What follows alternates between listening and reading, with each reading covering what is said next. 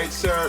Here at the KNOE, we always try to give a lot of escape. We talk about a lot of stuff like in entertainment and video games and other stuff to kind of take your mind off of stuff. But me and Two Beers, we're going to have a conversation today, an interesting conversation. And it's, how would you fix racism? So, Two Beers, are you ready for this conversation? Yes. Okay. So, before we get started, Two Beers, I'm going to play a video. All right, here we go. We hate. We hate because we're taught to hate. We hate because we're ignorant. We're the product of ignorant people who have been taught an ignorant thing, which is that there are 4 or 5 different races. There are not 4 or 5 different races. There's only one race on the face of the earth, and we're all members of that race, the human race. But we have separated people into races so that some of us can see ourselves as superior to the others.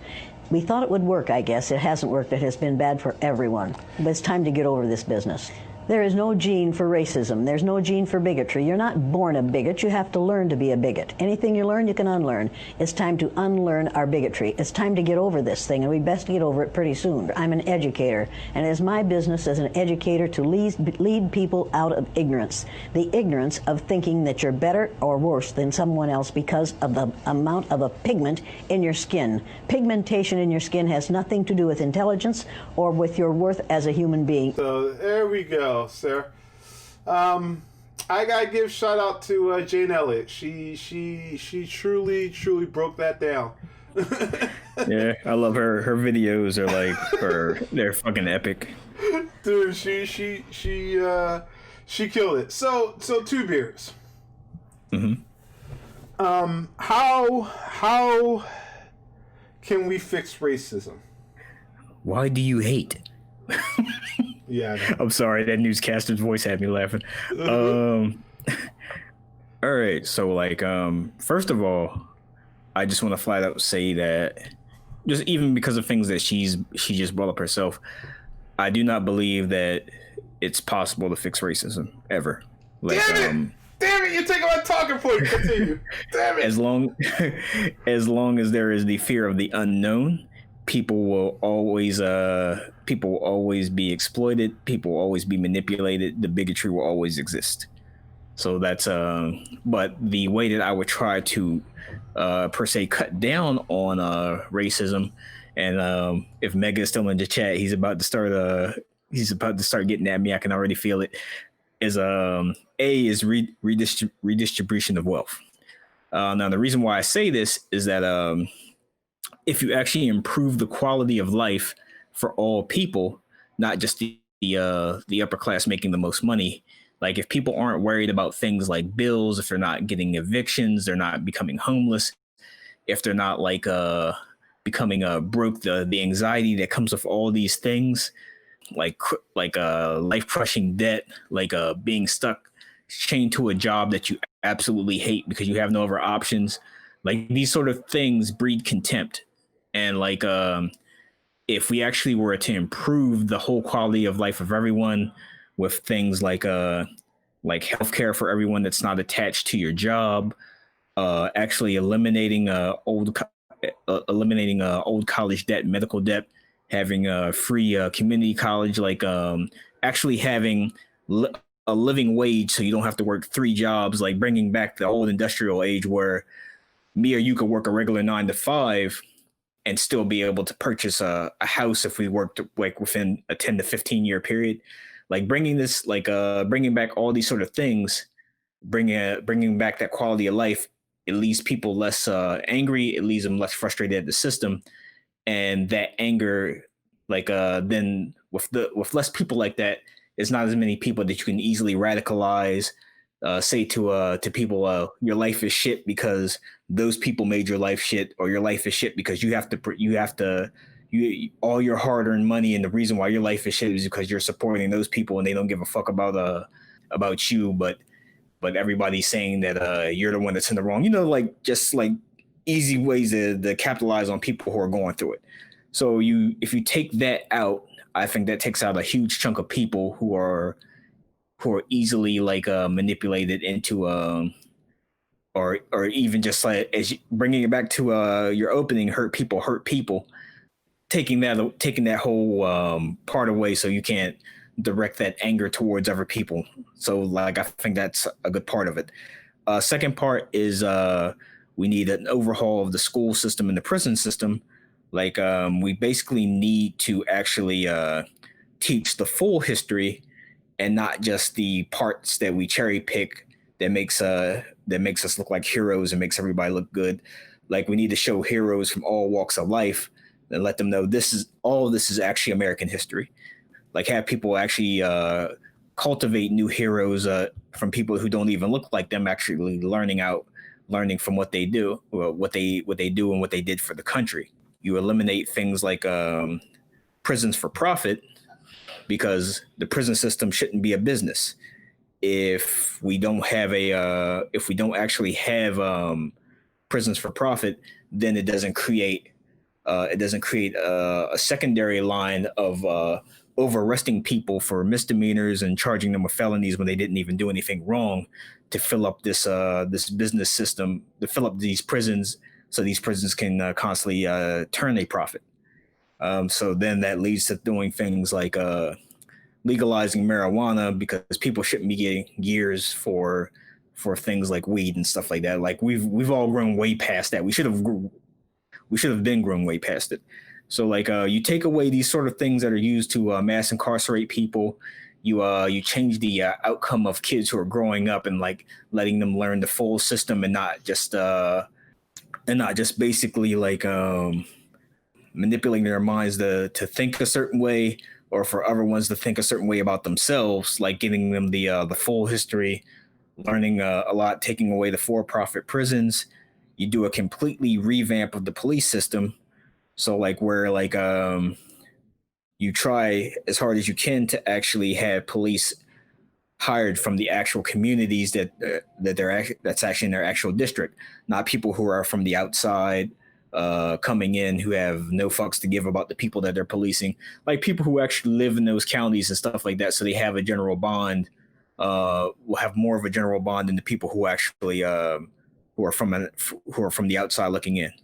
Actually have real training that training across the whole board, not different trainers brought in by different privatized companies, but training across the whole board, where everybody's on the same page about how things should be handled, how you should show restraint, how you should try to de-escalate a situation before it even comes to before it even leads to violence. Two, as far as police go, I feel that if it does come down to it, I think that you should have certain levels where like you have cops who deal with high crime, who deal with dangerous like felonies, like things like of that matter. And then it's like you have specialized units who are put in place to deal with mental health issues, like when somebody's called because somebody's having a mental breakdown, or somebody called because there's like some sort of animal in their house, and that county doesn't happen to have animal control. Like police officers shouldn't be doing that sort of thing. Like so it's like you basically rechange the whole face of the police. My next step is you increase. Am I going to be able to say anything, sir? Oh yes, I'm down to my last two. Last two? Can yes. I get to say something? Yeah, I'll be real quick. So still not getting ideas. Go ahead. My next one is you increase the funding in the arts, and like celebrating the arts, like, or it organically leads to like culture, like cultures, people learning about other cultures and getting along and things of that nature. Having festivals like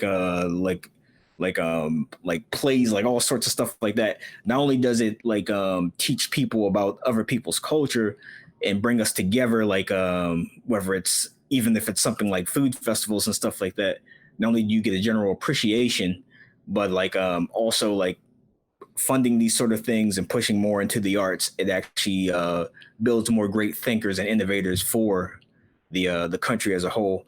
And my last one, which is probably the most controversial, would be we completely eliminate race from applications. So There's no race forms on whether it's a job, housing, loan, schooling applications. Like if you like, it's Wow. just basically it's just basically your age, your name, stuff like that. You're like, the race part of it doesn't matter whatsoever. Like if you're American, you're American. All right, there you go. Thank you for stealing two of my things, but that's No problem. No, I mean, you brought up very good points, right? And you'll when I come to ones that we share, I'll bring it up. But the initial point, which you kind of stole my thunder on the first one, and it's this, right? When I look at 2020, what I see in 2020, what I notice is this, right? There's a lot of people who are ready to get past this, right? And when I say get past this, I'm not talking about people who are minorities. I'm talking about white people, people of other ethnicities, that they see and they understand, and they empathize mainly. They mainly empathize with it, right? And then I look at it, and you have groups that no matter how much you show it, they're never going to change, right? So that was my idea that, racism can't go away, at least as of yet. But as it was stated before, you can teach, you can kind of window it away, right? To the point that is not, people, no matter what, are always going to have thoughts against things that are different. Sometimes those different thoughts are educated, from watching stuff, what your parents say, how they react to it, how you see stuff in different things. Those things all contribute to how you look. Like I've often talked about in colorism, like when I choose, like women I like, right? For the longest time in college, a lot of women I like and I dated would be of the lighter shade. Don't get me wrong. You remember one, two women that I dated that were very dark skinned. But when it came to my preference, it was usually that. And it didn't take me to a long time to understand why I like light-skinned women more than dark-skinned women. And then I started to realize it's from what I feed myself from media, right? When I'm watching movies, TV shows, and everything, the black woman is usually she's the druggie and this, that, and the other. While the light-skinned girl is the one that's usually with the white guy or another guy. She's always the pretty girl. And these things mentally train you, right, in the sense where you do it. So one of the first things I think we need to do is we need to change the perception of basically skin tone, colorism, ethnicity within the mediums that we control and that we feed off of, right? There's Agreed. When you look at, like, if you go like China, Japan, other places that probably may have never even seen black people, but they already have a preconditioned view of black people based on the media and everything that they said. They have a preconditioned view of Spanish people based on what they said. In fact, I remember I was talking to a woman from India, and she was talking to me. She's like, a lot of the stuff that we know or what we expect, we get it from American movies, and that's what we know. And it's like, she's like, we're highly racist, but we hate to be, but we don't like to be called racist, even though we know we're highly racist. But it's based off of it, and she's being honest, through the conversation. Which, shout out to my buddy. I'm not going to say her name, but it was always fun talking to her and understanding, because things that people need to understand is that when you talk to other cultures, you get to see other perspectives and their issues, right? I don't know a lot of stuff that plagues like Indian culture, over there, whether it's their traditions versus moving to something that's more Americanized, right? They have a lot of fights and different things that they go through, but I would never be aware of that unless we talk to them, right? Which brings up number two.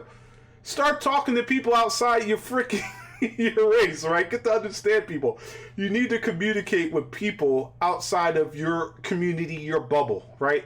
If you hang around with nothing but white people all the time, or you hang around with nothing but Asian people all the time, nothing but black people all the time, you'll never understand the plights, the issues, the strengths, the weaknesses, whatever it may be, of other people, right?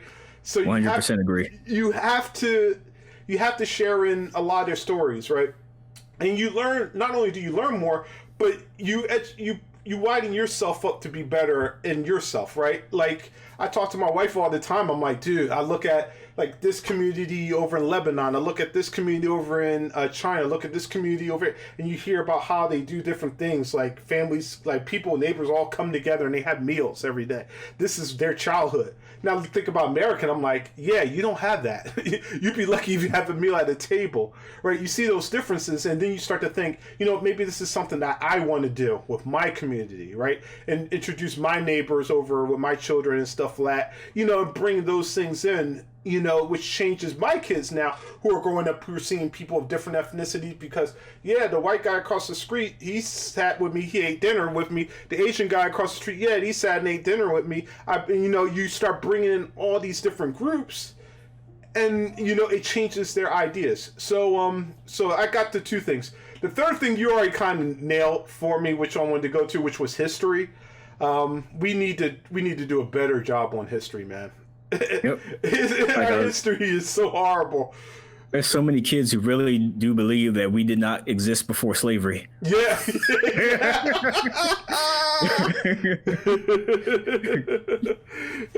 But yeah, and it's crazy. Like, and it's like not only contributions from our community, but other communities, and you never hear of them. Like there's something as simple as a traffic light, right? And people don't realize half of the stuff that they use. And they have this mindset, right? And this, like anytime you ever talk about blacks is, yeah, they were slaves, and then they were free from Abraham Lincoln, yep. And then that's it. Yeah, that's it. That's it. We didn't kill or murder Indians. No, we came over. There was a harsh winter. They saved us. They gave us food. We now celebrate Thanksgiving, right? It's like you. If you want somebody to better America, you have to show that. Guess what? We weren't always the best. Exactly. I mean, even when you take it down to like the whole like the whole like Christopher Columbus always trips me out. Yeah. Like he didn't even land. He didn't even land here in the country. Like he basically assaulted the island people. Like brought diseases to them. Like chopped their hands and stuff off. And like, if for some reason, like we repackaged this dude, rebooted him as the discoverer of America. This motherfucker got like statues and shit everywhere, and like had cartoons, little cartoon shorts off of him. Like he even has we had a day off for this guy, and that's I'm right. Like that's it's crazy when you think about it. Chris C 2.0. Oh man, and it's funny you say that because now I'm not going to go. That's too wrong. We got to wrap up other stuff, but and this one is probably I was going to talk about stop with the division within America. Americans need to be Americans. Period. There shouldn't be African American, Hispanic American, or Latino American, Asian American. None of that stuff.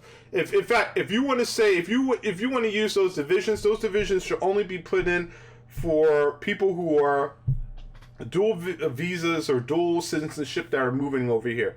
If you were born in the U.S., you're American. Plain and simple. No, stop breaking stuff out. And I know people are saying, well, they're for the projects and that. I don't want to hear that.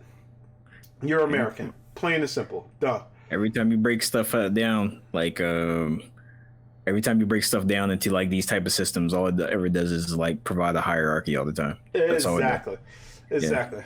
And the last thing, which because you kind of went into, we went into I was kind of sort of again, but the last thing is Americans need to come to grips with slavery, have an openly discussion with it, deal with it, and figure out ways in order to repay for what happened.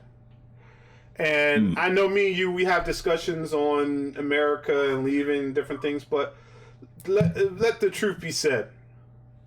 We fucking built this country up to what it is now. I'll say up to not now because somebody's tearing it down. We built it up to the point of where it was, right, to the point where they were making money off of cotton and so forth. The wealth that a lot of these people have was all off the sweat, blood off of our backs, right? And we got nothing for it. We didn't even get our fucking 40 acres and a mule. We got nothing from it. Instead, we got told that we were human. We were less than man. We got all rights taken away from us. Yeah, we're lazy. we got beat down consistently. Now, still hunted and beaten down because of of our existence. No, something needs to come in. We need to have a talk with it. People, guess what? You're going to have to deal with your relatives being racist. Plain and simple. It may not be a talk that you may want to deal with, but it's something you have to be done. You have to deal with the fact that, guess what? Your great-great-grandfather or your great-grandfather, hell, even maybe your grandfather and father were fucking racist. And we're going to have to deal with it. And the government, who could point out trillions and trillions and trillions of dollars in order of keeping their rich friends afloat, they need to find a way to better us. Now, we've talked about reparations and monies and stuff. I still think that one of my beliefs might be the better things going forward. I'll put it out here real quickly, and then you can comment on what you would like to see from reparations. But the first thing I said is, 1, all debt for all African Americans should be clear, period. 2, at least for 4 to 5 generations, all African American schooling in terms of colleges and so forth should all be paid for.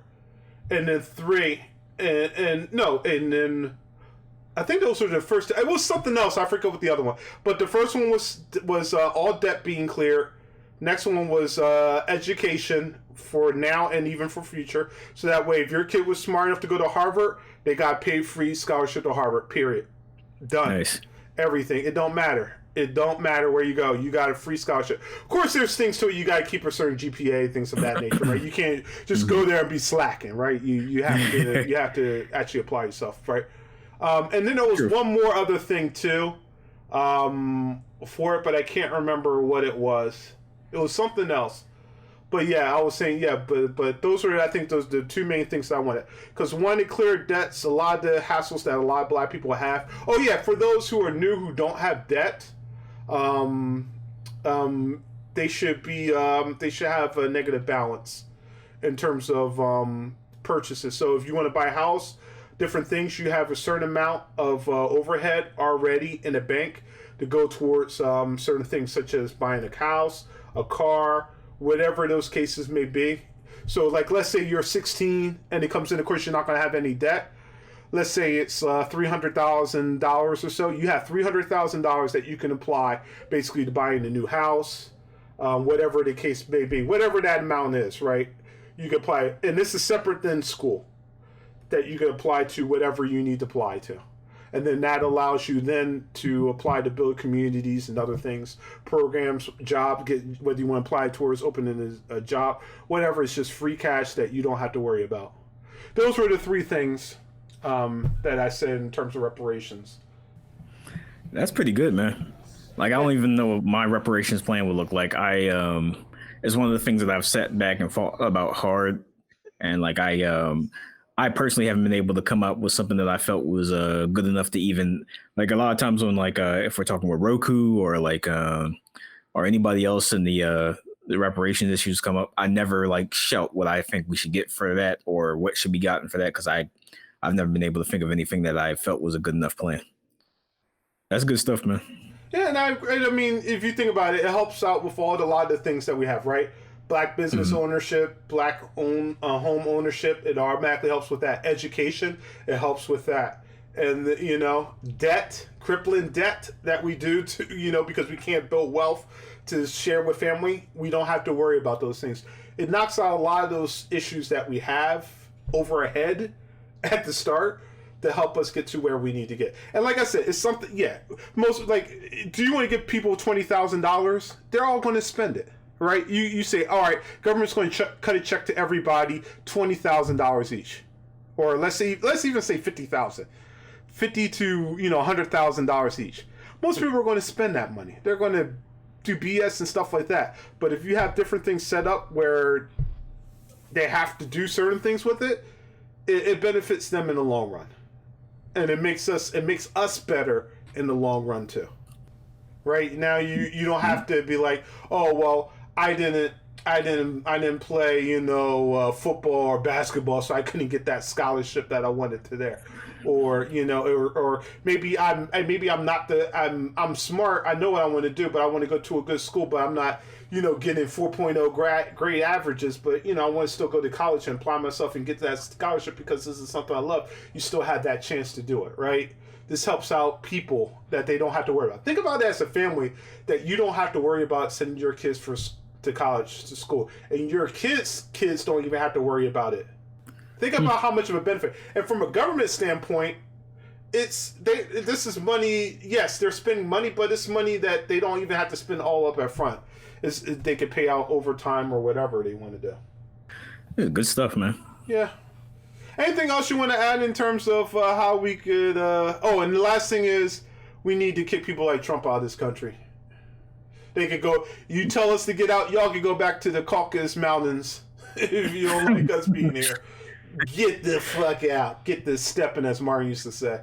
Because America is built on basically being a melding pot of different cultures. Right, it's the place you go to build the American dream of the 2.5 family, the white picket fence, where you work hard, you could bring a business and enjoy capitalism and all the other bullshit they blow up your ass, But that's what America is, right? So guess what? If you don't like it, get the fuck out, because that's your country. Yeah, pretty much.